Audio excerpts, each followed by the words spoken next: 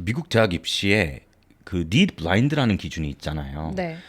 이제 조금 조사를 해보면은 need blind라는 게 이제 미국 시민권을 가지고 있는 아이들 같은 경우는 financial aid를 지원을 한다라고 해도 그 부분에 대하여 입학에 영향이 없다. 약간 이런 의미인 것 같은데 이제 international student 입장에서 그러니까 국적이 한국인이다라고 네. 해서 미국 대학을 지원했을 때 그 need blind 그러니까 국제 학생들한테 need blind를 넘겨주는 그런 학교들의 리스트가 굉장히 많이 축소가 되더라고요. 네. 예, 만약에 학교가 있다라고 해도 진짜 탑 스쿨들.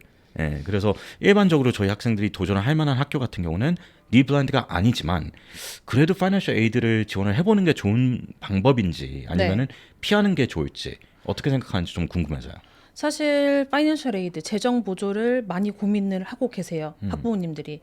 특히 미국 대학은 등록금이 많이 비싸다 보니까 조금이라도 좀 재정 보조금을 받고 싶어서 네, 많이 알아보시는 분들이 있는데 특히 국제 학생들 입장에서는 조금 불리한 건 사실이에요. 미국 시민권을 갖고 있는 아이들에 비해서는.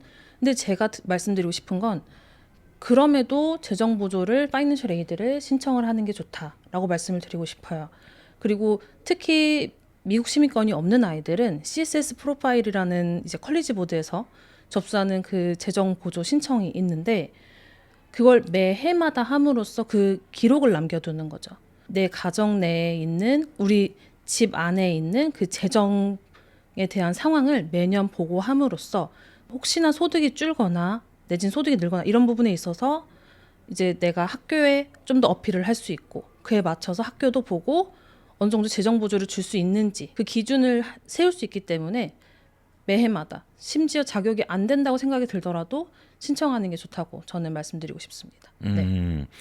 근데 이제 만약에 사정이 좋아서 네. 집안 사정이 좋아서 뭐 어쨌든 파이낸셜 에이드가 필요 없지만 한번 해보겠다라고 하는 것은 제 생각에는 가치가 좀 떨어질 것 같아요. 왜냐하면 만약에 입학 영향에 네. 네게티브한 포인트가 지정된다라고 하면은 어쨌든 학비를 낼 수 있다라는 기준에서는 안 하는 게 맞는 것 같은데 근데 요즘에 따라서 이제 US 달러나 이런 게 너무 비싸지면서 많은 분들이 좀 우리나라의 기준을 편하다 해도 미국에 보내기에는 조금 힘들지 않을까라는 생각이 드네요. 그런 경우에는 그래도 어차피 파이낸셜 에이드를 못 받으면 못 보낼 경우에는 무조건 하는 게 좋지만 그거는 좀 케이스 바이 케이스로 좀 고민을 해봐야 될 것 같네요. 네, 맞아요. 사실 국제 학생들은 여러 가지 측면에서 제한도 있고 많이 주저가 되고 이런 게 사실이긴 한데 사실 아이가 어떤 학교를 지원하느냐에 따라서 네, 니드 블라인드면 사실 얼리든 레귤러든 간에 니드 블라인드와 파이낸셜 에이드를 당연히 그렇죠. 넣어보세요 하고 저도 말씀을 드리고 싶고 다만 니드 어웨어 좀 그런 부분에 대해서 좀 고려하는 대학을 넣는다면 아이에게 한 번 더 물어볼 것 같아요. 아이에게 아이가 이 학교를 얼마나 원하는지 그리고 내 집 안에 소득은 어느 정도 되는지 한번 확인을 해보고 이제 결정을 하는 거죠. 네. 네, 근데 이게 소득뿐만이 아니라 제가 이야기의 뭐 투자 아니면 네, 또 부동산 이런 것까지 포함이 되는 걸로 제가 이해를 하는데 제가 한번 듣기에 primary residence라고 하죠. 그러니까 네. 현재 가족이 살고 있는 그 집, 그 집의 가치는 뭐 크게 영향을 주지 않는다 또는 아예 보지 않는다라고 하는데 그게 이제 FAFSA나 CSS 프로필에 좀 차이점이 있을까요? 사실 현재 거주하고 있는 집에 대한 정보는 그 미국 시민권자 아이들이 접수할 수 있는 팝사 같은 경우에는 현 거주하는 집에 대해서는 정보를 묻진 않아요. 네. 다만 CSS 프로파일 같은 경우에는 현재 거주하고 있는 집의 현재 가치, 혹시 월세, 전세, 매매 그런 부분에 대해서도 물어보고 또는 이걸 맨 처음 살 때 얼마를 주고 샀는지 네 그런 부분에 좀 세세하게 물어봅니다. 다만 팝사는 전혀 물어보지 않고 다만 그런 부분을 물어보죠. 좀 차이점이라면 현 거주하는 집이 아니라 따로 투자용으로 갖고 있는 오피스텔, 아파트가 있는지 그 부분에 대한 가치가 얼마인지를 묻습니다.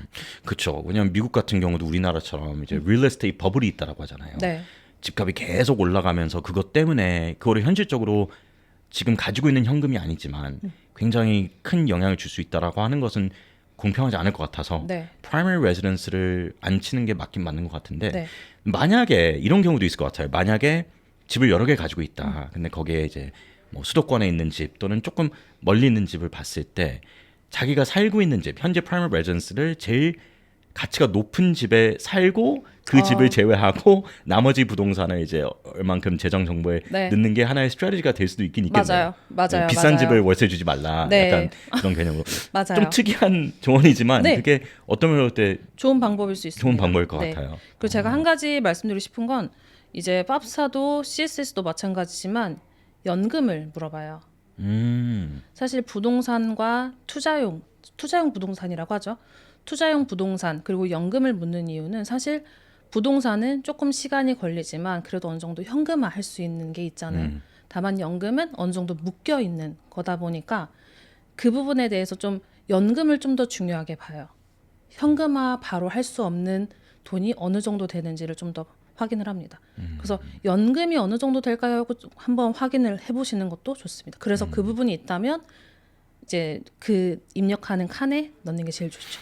그럼 좀 정리해 보면은 만약에 미국 시민권이 있다, 시민권자다라고 하면 지금 현재 미국 본토에 사는 게 아니라서 어떤 주의 혜택을 받을 수는 없지만 무조건 파이낸셜 에이드를 넣는 게 낫다. 네. 그러니까 소득이 높아도 모르는 거고 그리고 내년에 어떻게 될지 모르는 건데 이렇게 매년마다 FAFSA나 CSS 프로필을 접수했을 때 대학에서 전체적인 어떤 이코노믹 프로파일을 볼 수 있으니까 네. 유리하다라고 하지만 방금 말씀하신 거를 좀 정리해 보니까 만약에 국제학생이다라고 하면은 그러면은 need blind다. 국제학생까지 need blind는 무조건 financial aid를 요청하는 게 좋지만 그게 아니다라고 했을 때 조금 네게티브 영향을 줄 수 있으니까 acceptance에 네게티브 영향을 줄 수 있으니까 그 부분은 조금 고민을 해보는 게 좋다. 네. 그게 맞나요? 네, 맞습니다. 그리고 간혹 정말 대부분의 학생들은 원서를 지원을 하면서 이제 팝사라든지 CSS를 넣고 있지만 학교가 결정되고 나서 뒤늦게 넣는 학생들도 있어요. 학교에 우선적으로 문의를 해보고 그러고 나서 넣어도 될까요? 하고 문의를 하고 그 이후에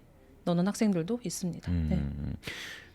그리고 마지막으로 제가 생각하기에 사립학교들이 조금 더 많이 줄 것 같아요. 네, 맞아요. 그렇죠. 네. 주립학교는 뭐 스칼러십이나 그러니까 이거 스칼러십은 솔직히 파이낸셜 에이드랑 별개잖아요. 네. 스칼러십은 그냥 장학금이라고 생각을 하니까 스칼러십은 해당이 될 수 있어도 솔직히 파이낸셜 에이드라는 게 주립대들이 워낙 학생 수도 많고 그리고 어쨌든 학비가 저렴한 시점에서 시작을 하니까 거기에 이제 지원될 수 있는 정부나 아니면은 다른 기관에서 지원될 수 있는 파이낸셜 에이드가 조금 부족할 수 있지 않을까라는 생각이 드네요. 특히 국제학생들 네, 그렇죠. 맞아요. 거의 못 받는다고 생각하면 될까요?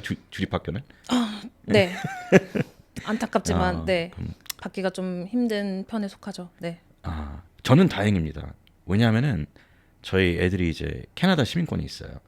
네. 근데 캐나다 같은 경우는 특이한 게 미국처럼 어떤 주에서 계속 세금을 내야지 그 주의 혜택을 받는 게 아니라 네. 캐나다는 약간 페더럴 시스템이잖아요. 그러니까 전국에서 시민권이다라고 하면 어느 주에 가도 뭐 네. 비스를 가던 온타리오주를 가던 캐나다 시민권이 내는 학비를 그냥 내요. 그러면 토론토 대학교 같은 경우는 뭐 1년에 뭐 특수 프로그램 제외하고 네. 1년에 뭐 한 900만 원, 네. 1000만 원 정도면은 해결이 된다라고 하니까 대학은 그냥 캐나다로 보내고 네. 대학원을 나중에 이제 뭐 미국이나 영국이나 왜냐면 대학원은 또 이제 이과 계열로 가면은 연구 지원금이 나오니까 네. 그렇게 선택을 하는 게 제일 좋을 것 같아요. 네, 네. 네. 오, 취미가 많아서 그렇죠. 돈을 세이브하기 힘들어요. 조심하셔야 네, 됩니다. 이것도 네. 취미잖아요. 그쵸? 맞아요. 네.